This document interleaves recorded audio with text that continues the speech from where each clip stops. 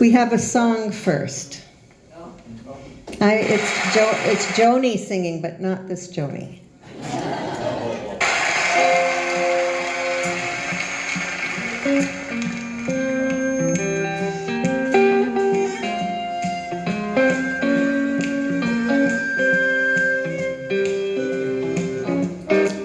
You'll never know what love is like. You're too self-centered and you're too uptight. You can even dance in a You're cold wheelchair. and distant and you don't care. I've seen the ugly side. You hide behind that mask you wear. You're not happy till you make me cry. That's not gonna happen. Look, my eyes are dry and my heart's not broken and my path is clear. And you were just a bumpy little detour, dear. Bumpy little detour. And I'm still standing After all these years. looking like a true survivor, feeling like a little kid. I'm still standing after all this time, picking up the pieces of my life without you on my mind. I'm still standing, yeah, yeah, yeah. I'm still standing, yeah, yeah, yeah, yeah, yeah. You think you won, you think I lost, you get the sunshine, I get. Okay.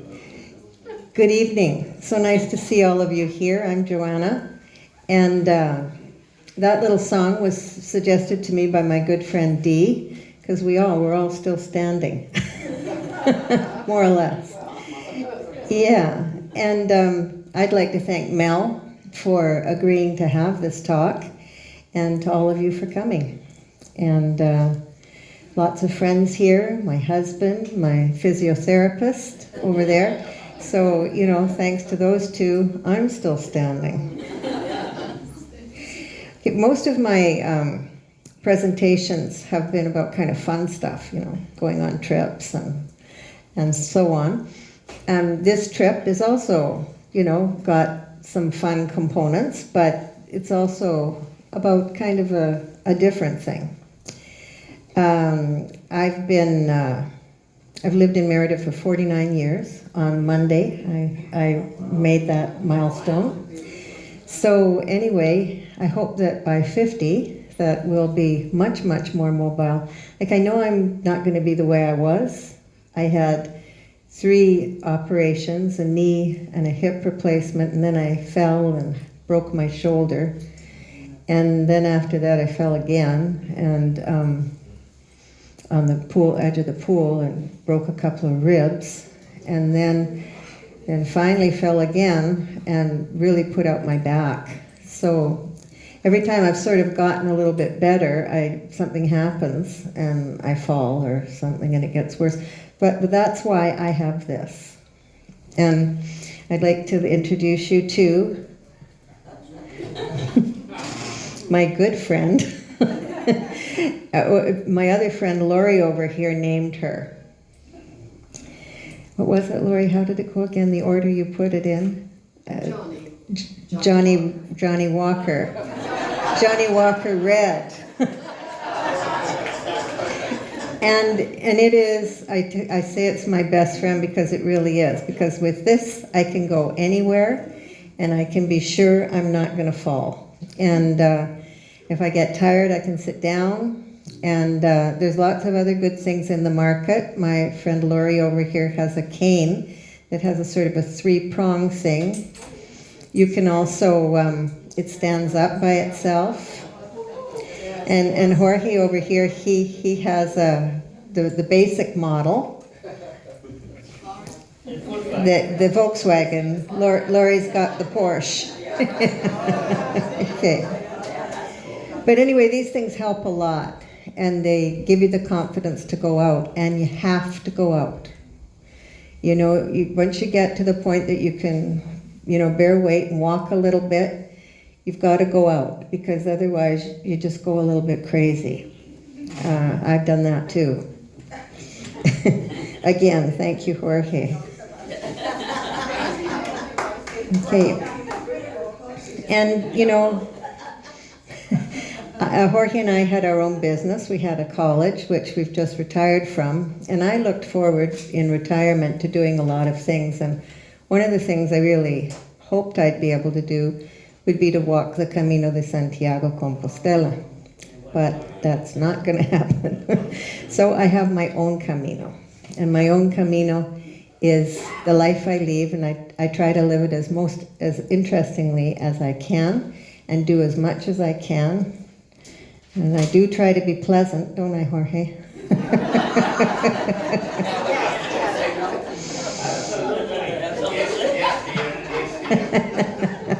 But this really is my own Camino, because all the things that I thought that I would learn on the Camino de Santiago Compostela, I'm learning here, you know, resilience and how to adapt to things and find your way across some really difficult terrain.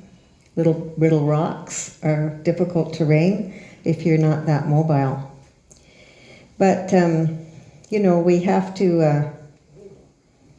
just have to keep going. And so anyway, after my last fall, I found myself really at my lowest point.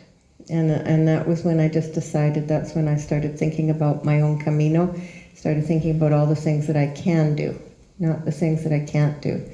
And I do have some, I'm not really great at it every day, you know, that never happens, does it, Dee? A lot of my friends are here and they know that, you know, it's not every day that you're feeling really well. Some days you just wake up and you're achy all over the place. And those days it's not so easy to be really, you know, kind of positive about everything. But that's the way it is. And so I thought about it like, what are sort of the stages that you go through when you find yourself, you know, in a way different situation than you've been for your whole life. And I think the first one is non-believing. You know, I just did not believe this was happening to me. I thought, oh no, I'm just going to wake up and it's going to be way different, or I'm going to be one of those really unique cases that gets over it in a month. You know, 2 years later, here I am. But, you know, you go through that unbelieving stage, and then one day you realize that you're trying to cope, and so you've accepted it. And once you accept it, then you have to figure out what you have to do. And these three things don't go linearly. They go really in a circle. You go from 1 to 2 to 3 to 3 to 2 to 1, back and forth many times. But you can, after you've been through it once, you can recognize it. So you know, oh, okay, I'm just here in disbelief again. I have to move on. So it helps. And anyway, I also realized that, you know, you can't just go the way you used to. You have to figure out where you're going to go, and you have to know like what kind of terrain you're going to be walking over. And so I decide whether I'll take my cane or whether I'll take my walker. But if it's a place I've never been to, I just about always take my walker, because I don't want to fall. I don't ever want to fall again. And so that's what I do. And then I really think there are some things in Merida that we can talk about together. Sidewalks would be top of the list.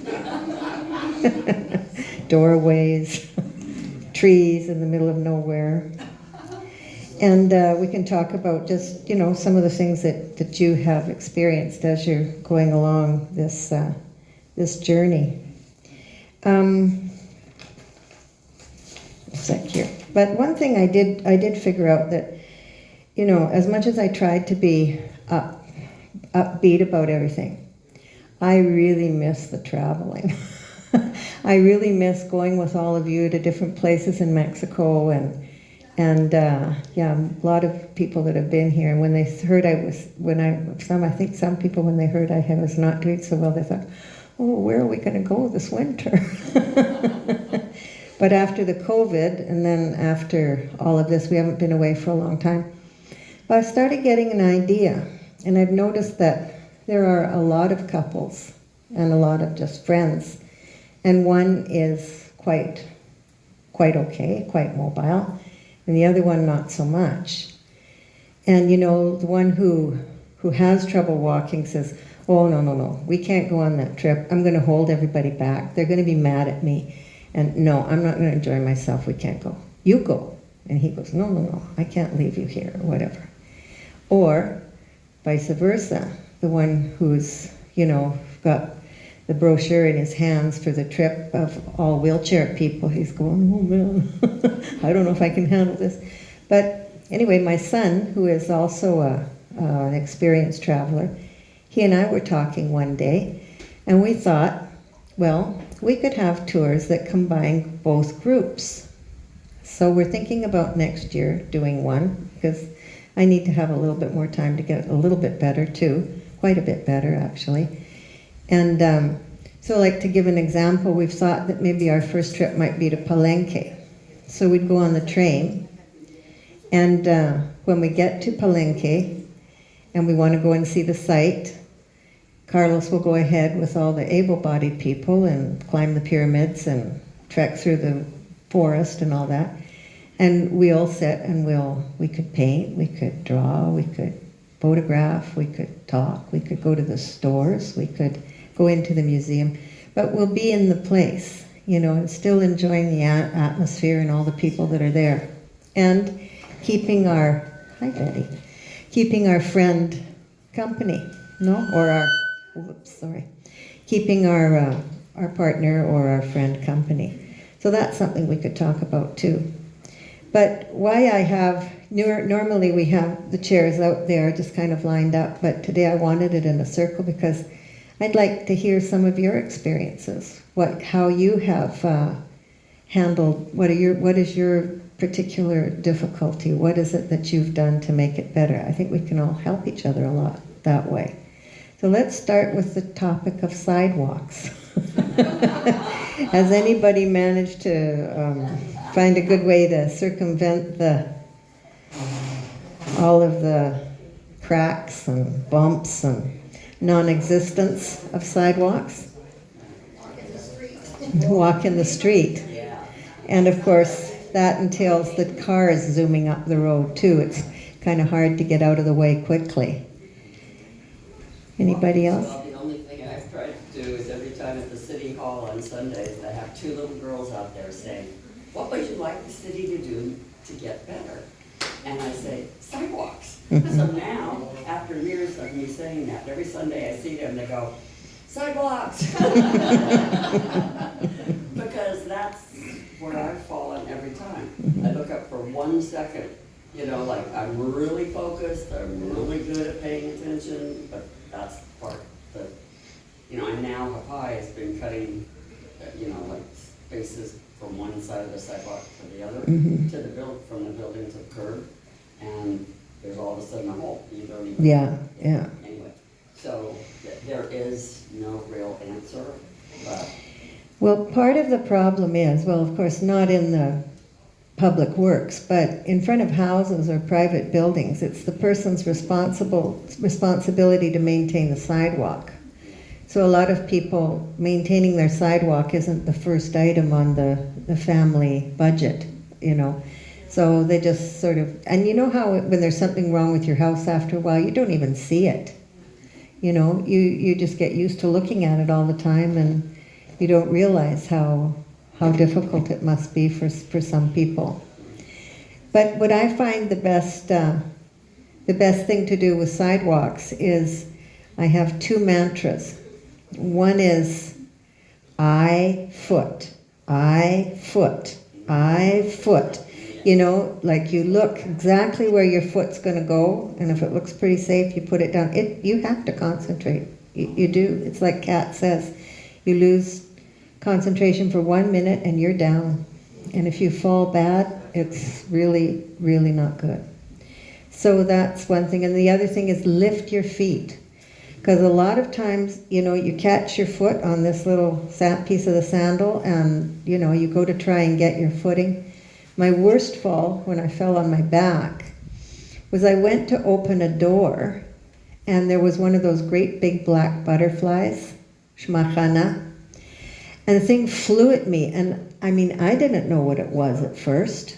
And I just stepped back. And of course, it was my operated leg and it wasn't strong enough to hold me, and down I went. So yeah, it's not even a second that you lose concentration. It's every minute that you're not sitting, you better be careful. Joanna, I Yes. sometimes I often find myself walking at night, sometimes because my partner keeps me out in the tap rooms too late. What I try to do is walk with the headlights behind me. Okay. So they're illuminating the sidewalk and I'm not seeing the glare and being distracted. And I find that pretty helpful. That is a good idea. Very good idea. Better street lights would help too. Yeah. It's very, those romantic street lights. Something my doctor taught me is to sit down after a mile. Yeah? And so I deliberately plan to walk. If I'm walking a far distance, I like to make sure there, I can stop at Iberica and sit down. I can stop at this park and that park, or I know where the benches are. Because I've turned my ankle before because I'm tired. I'm not focused. You can't keep focusing after 2 or 3 miles. So I sit down after a mile and just take the time out. Yeah. And it really does rejuvenate me and I can focus better. Yeah. Well, that's another good thing about Johnny Walker Red here. It has a seat, so when you get tired, you can just stop anywhere and sit. And sometimes it just takes a couple of minutes and you're on again. You're fine. Yes. I carry a little flashlight Uh-huh. for those dark portions of the road at night. And as an experienced walker of the real Camino de Santiago in Spain, I'm telling you, if we would all get 2 poles and just start using them, making them popular, this is a fashionable item, and using them, yes, you George. will save yourself much grief. Yeah. And they're certainly a lot more portable than And they this. collapse. Yeah. You Mhm. can put them in a bag, when you come to a long walk or something. We should just start using them, make them popular. Yes. We all have to look at the tread on our shoes. On one famous trip here, I fell 3 times, and at least once it was because the sole of my sandal was slick. So since then, I've looked for shoes that have, rugged tread for when I'm walking. Mm-hmm. Yes, Joni. I live in Colorado and I use walking sticks all the time, and so I folded them up and brought them with me. Now, I haven't used both of them. I think I'm going to do that. I use one. But you know what it helps me with is some of those curbs are so high, and I have back issues and hip issues that I'm working on. And Rita is helping me a lot with the ball. Mm-hmm. That's been really helpful one down here. But even one pole, just helps you get up the curb, right? Without falling. So you know how they are. Some of it are higher because there's more flooding in certain parts of the city. I did the walking tour today with the library, and we walked. How long did we walk? Well, just about 2 miles. About 2 miles with my stickers, and I was fine.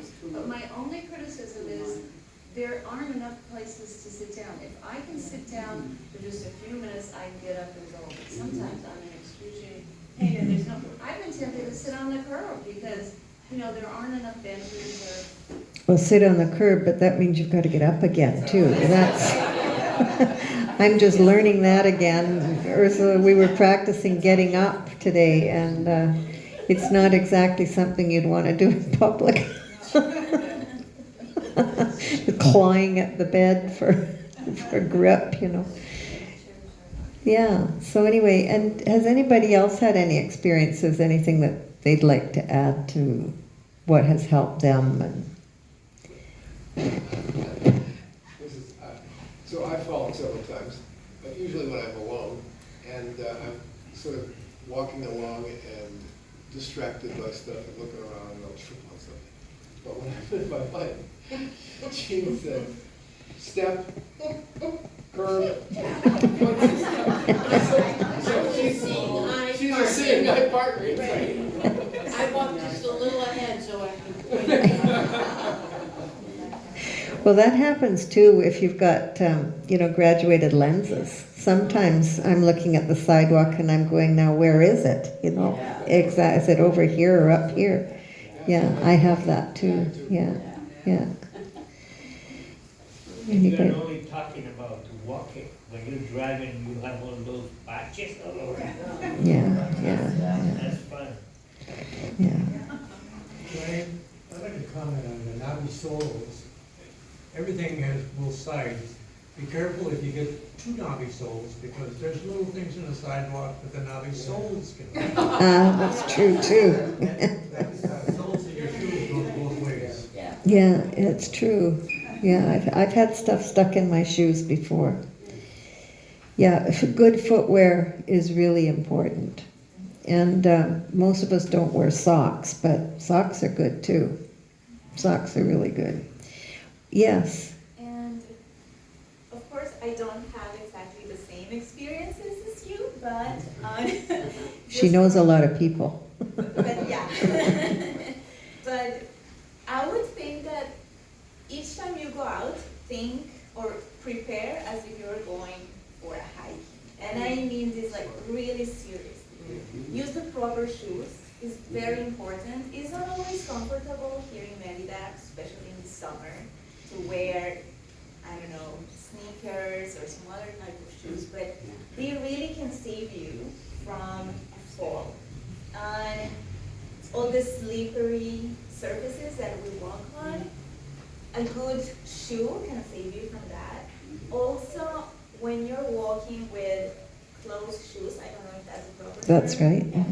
But your foot will perceive surfaces in a different way. You're a little bit more aware of that. And the suggestion about the two poles, it's really good. Like, I would prefer for my patients to wear two instead of only one. And the reason is because you have more stability. It's like you're not only using your two legs, but you're using two more points for stability. And also the position, because sometimes when you're walking with a cane, most of the weight is going only one way. And when you're using both of them, it's a more similar movement, like when you're walking, using your arms, because they are also important when you walk. They give you some more balance. And using a flashlight at night, even for me, I think it's super important. And just be prepared. There are also exercises that you can practice just to be sure that you are lifting your foot, that you are having enough stability each time you give a step. It's important. Very simple exercises, things that you can do at your house, and that can really save you and help you to react when you trip or something like that. I think that's really important. Ursula is my physiotherapist, and she has taught me how to do some really easy things, like just even when I'm sitting at home, I'm doing this all the time, and it's strengthening the ankles. And the other day when we were walking tippy-toe, she says, wow, you can really do that. Well, I do this all the time, I just do that. Or I sit in the bed and I do this. Rest is really important. Like, I don't like to use painkillers, I kind of worry that if I do that, then later on I'll have some problems with my kidneys or something down the line. So I really try not to. So what I use is rest. to control pain. If I'm in pain, I lie down.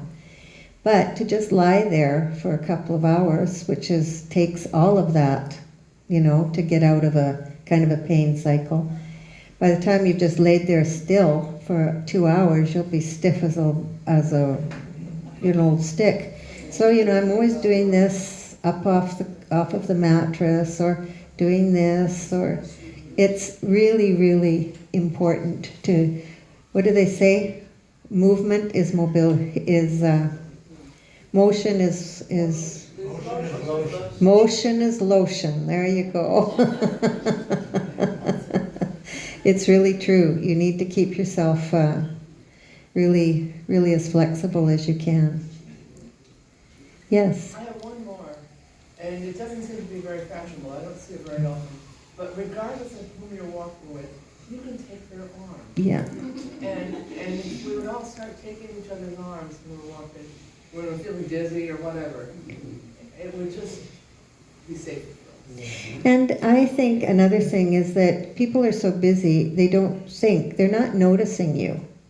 But if you ask for help, they don't mind a bit. Nobody I've ever met when I've said, hey, do you mind just holding that door for me? It's really heavy. Or at the chili cook-off, I was carrying my hot dog, my drink on a red guy here. And, I knew if I tipped it, it'd all fall off. So there was a guy with his back to me, but I said, hey, you, and he turned around. I'm like, who is this crazy person? I said, can you just help me lift this up, because I don't want to spill my drink? And nobody minds. And I think, like, a lot of times we get ourselves into a bit of a pickle all by ourselves by having a little bit of feeling a stigma about having the walker or having a cane or having something else. But, there's a lot of people that would save themselves a lot of trouble if they just kind of accept these things. I mean, maybe, hopefully, you won't have to do it all the time. And you've got such a nice cane. I like that one. But, make a fashion statement out of your cane if you want to. But, yes. I used to be a motorcycle rider, and I was part of a club called Motormaids of America. And the president of our club was a little woman about 5 feet tall. She was, she seemed ancient to me at the time. She was probably only about 75 or 80. And she rode the most beautiful pink Harley I've ever seen. She was the wife of Fred Dealey, who was the main dealer in Florida. She had the seat post cut down so she could touch the ground. That's how short she was. And she had this shell pink Harley, and she walked with a cane, and it was pink, and it was wrapped with pearls. Oh, boy. And she had matching pink leathers that matched her motorcycle. And a chrome peg on the fender. No, that was a different guy. That was on the Indian. That was a guy who rode with the women. Well, you She had a can. beautiful style to her. That's right. The fact that she would get off this bike and walk with a cane and look like any other 80-year-old woman was quite a contrast. Yeah. Yeah, well, I think we have to just take what life deals us, The more we fight it, I always say, if you bang your head against the wall, what's going to break first? So it's better to accept things. And sure, we all wish that they were different, but they're not always different. And you make the best. And another thing, that you're really, really lucky if you have someone who helps you. And Jorge really helps me all the time. And, it's, yeah.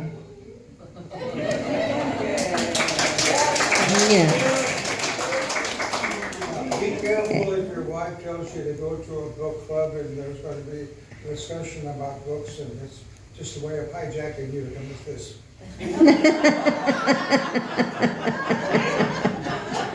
Well, could be worse. This is my grandfather's cane. It's just beautiful. What kind of wood is that? Do you know? It's not. It's cactus. Cactus. Wow. Yeah, that's really, really nice. My uncle used to, he was widowed, and I said, well, you know, come to visit me in Mexico sometime. So he came, and he loved it. He ended up coming for 20 years every winter. But he had a cane that he bought in the market, and it had all kinds of animals on it. And he added some clouds, and he had this fantastic cane in the end, but I didn't get it.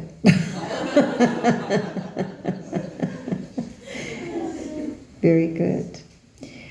Well, is there anything else that we'd like to share? Anything? Yeah. I think we all need to do balance exercises. Mm-hmm. If you could find a variety of them, if you look online. My favorite is when I'm not here, I live on the 9th floor of an apartment building, and I stand on one foot all the way to the parking garage, and that is In the elevator. in the elevator. Ah. Wow.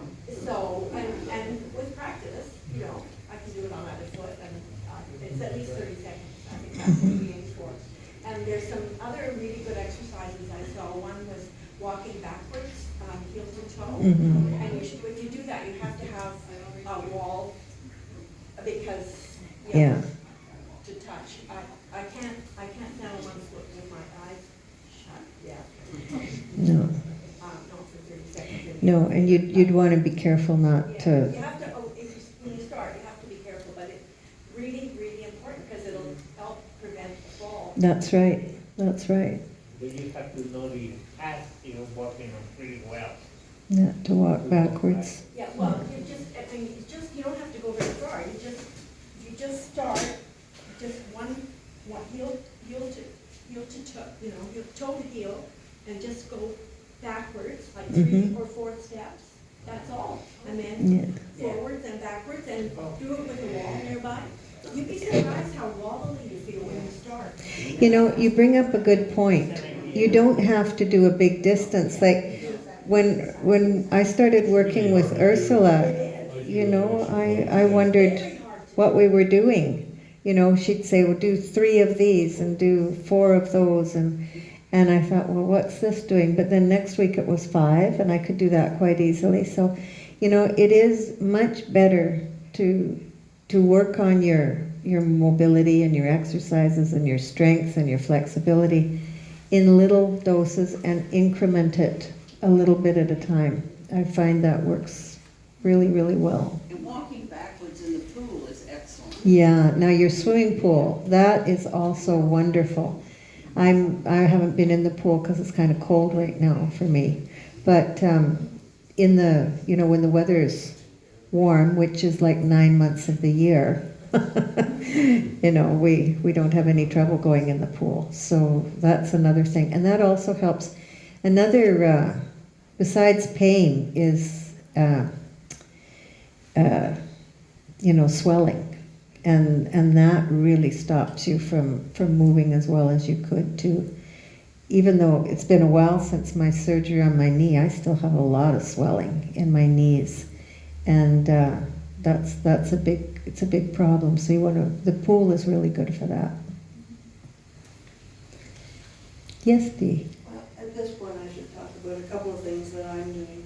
Very simple thing I started a little while ago at my daughter's suggestion is using toe spacers. And you can buy them online, and they're silicone. What do they look like? Do you have one? Well, I didn't bring any with me. I wear, they suggest starting out for 30 minutes. I can wear them for several hours, walk around in them. And they go on each toe, and there's a little spacer that makes your toes come apart. And my toes used to be very, very tight. And after a very short time of wearing these toe spacers and walking in them, I can now voluntarily spread my toes. I have they're flatter, it's a broader stance, and I feel that as it has developed, it works your feet and your ankles. You feel the effect of it. It changes how you walk. And it doesn't take very much time using them, and they're very inexpensive. They do eventually break after a while, so order them in a multi-pack. You can order them like five sets at a time. And I feel that it's really made a difference in my feet very quickly. And I don't get the cramps. A lot of people get plantar fasciitis. These things exercise through your toes. So that's one thing. The other thing I've started recently is doing hyperbaric oxygen therapy. That, for me, it's for late radiation damage that's ongoing. But I also had a fall a week ago, and I feel that it has been helping me heal from that fall. And it has helped circulation already. And I'm on treatment 6 now, so it's 6 one-hour treatments, and I'm seeing a difference. I seriously am seeing a difference. But a lot of people do it for other things like healing injuries, and burns, and it's applied to a lot of different things.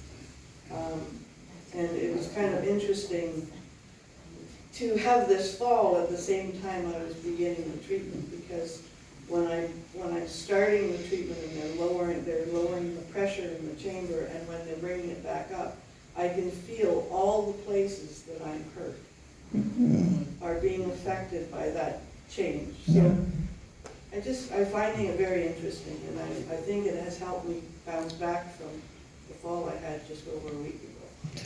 You're doing hyperbarics here? Yes. Here. There's a clinic near the Hospital Pensiones that I'm going to, but there are quite a few chambers. Are you doing it as part of your therapy? Like, how do they? This was recommended by my radiation oncologist in Canada, who diagnosed me with the late stage radiation damage a year ago, September. And he wanted me to do it in Canada, where it is covered under my insurance plan. It would be free.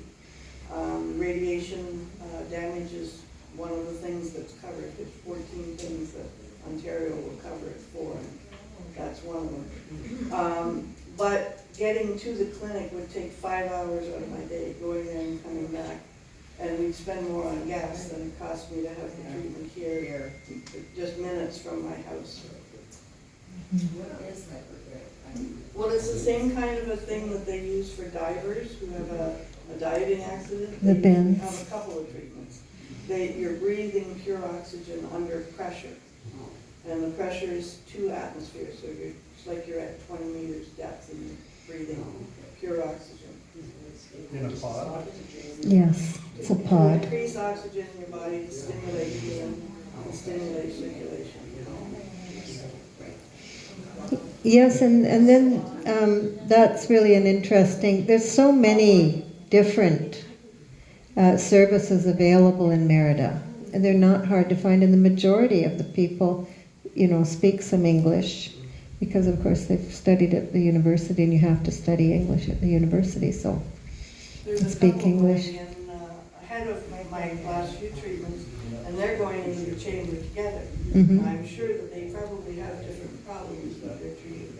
I have this overwhelming urge to ask everybody why they're here. But there's a lot of services, and I'm going to be on my Facebook page, from time to time posting things, so if anybody wants to follow me, that, we might share information back and forth. I don't know if there was interest in having a group, we could do that, but yes.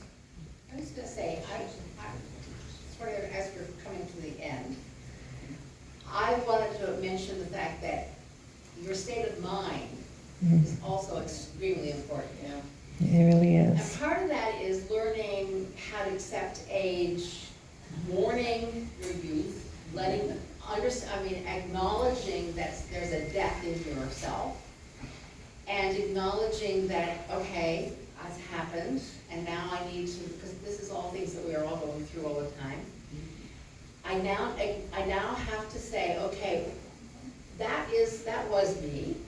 Now, who am I today? And how am I going to make this a wonderful time to live today? Because it doesn't really matter how mobile you are in a way. What matters is how do you take in the life that you're in? How do you make it work for you? And so if you can do that, and if you can do the best you can at that, then that's going to help your mobility. And that's going to get you up and moving a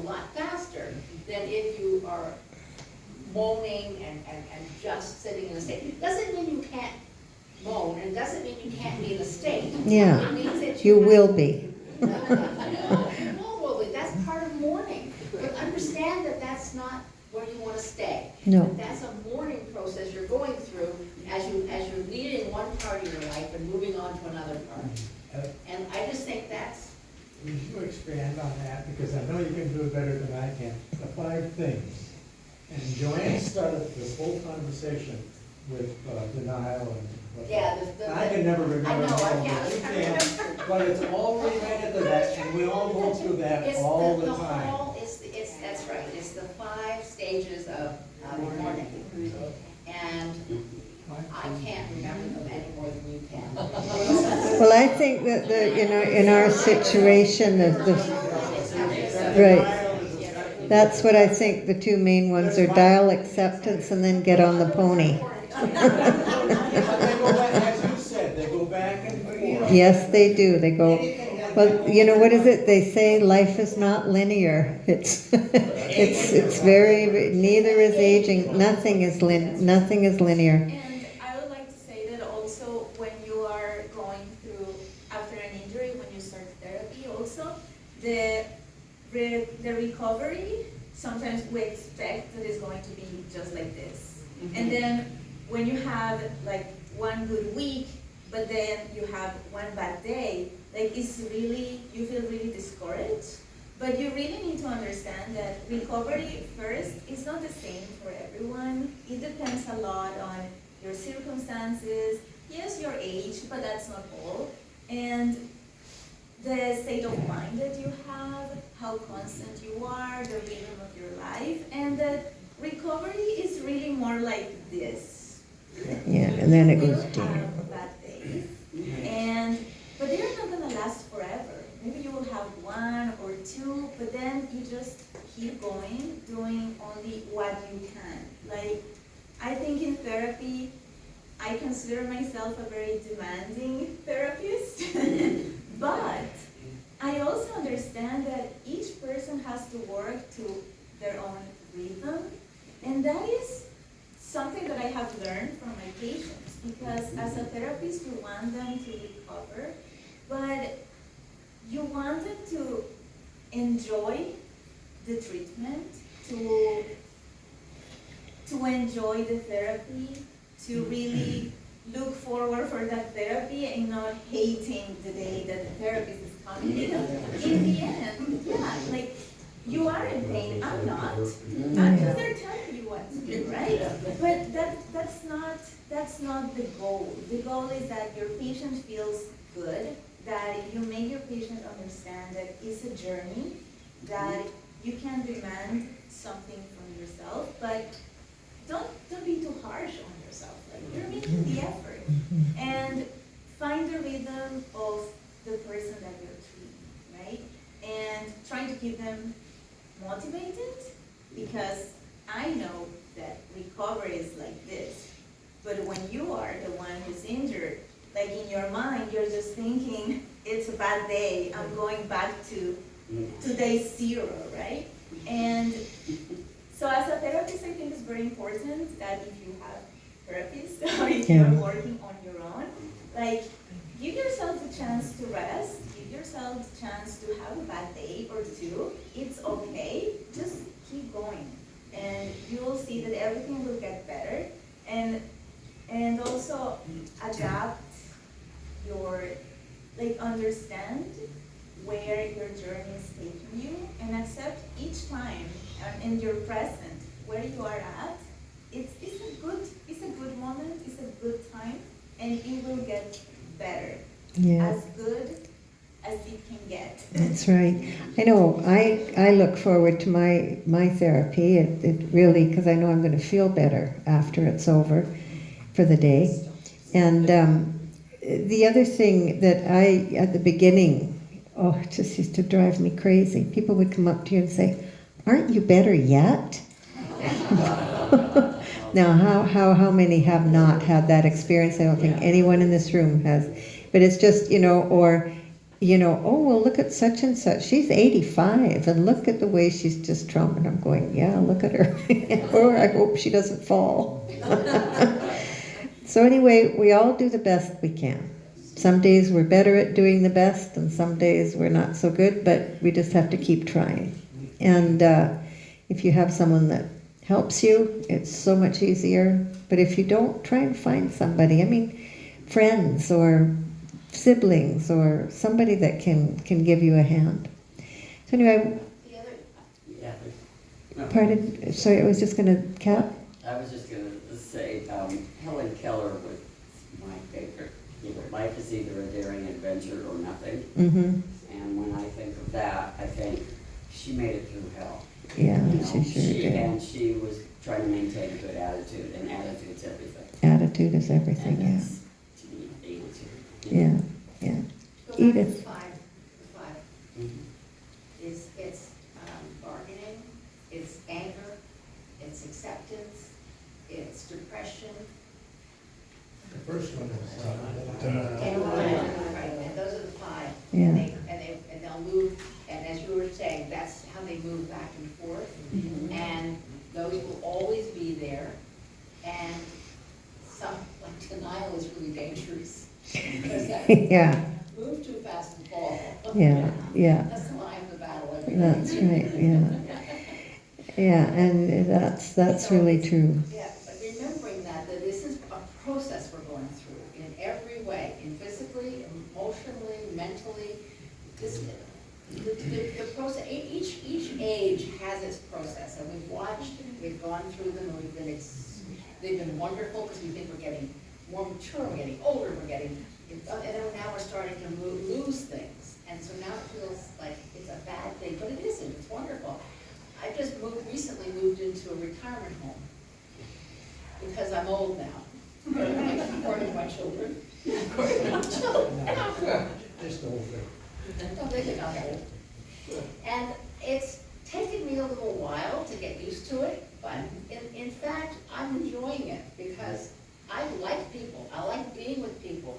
And so I'm making the most of it, because that's what makes them happy. And therefore, I'm going to be happy there too. And it works. It's really important. You can't isolate yourself. You just get worse and worse if you don't go out and don't meet people, and try and do everything you can. That's all it is, and that can be a physical disability, a mental disability, anything that you're not feeling like you used to. Well, just work on it. It's the only thing. What is it they say? Aging is not for sissies. And these golden years are a little tarnished. Fool's gold. So anyway, well, thank you so much for coming.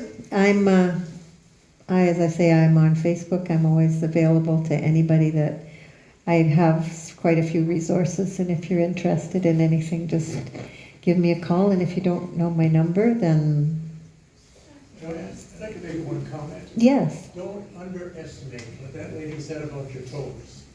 No. Your toes are very important. Oh, yes. Your toes are Just very gonna look important for balance. Anybody that has ever lost a toe or has had a problem knows they have a balance problem. And That was a very important comment, and Yeah. I think it. God gave us toes to balance with. That's right. That's what the toes do. The toes are a balancing tool. Yeah. And they're connected, They're made right? and they're put there for a reason, not just to make your body symmetrical. Yeah. Yeah. It's true. I'd like to say something. Yes. It is always such a pleasure to listen to you. Oh. Whether you're talking about the International Women's Club, or you're talking about your life, anything that you choose to talk about. I post on Facebook. Well, thank you. Thank you. You can come to any of my presentations that you want to come to. Thank you, everybody, for coming. Thank you, Ana Maria. And who knows? We may all go to Palenque next year. Let's have that as a goal.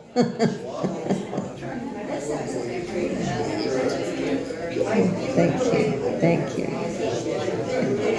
Okay.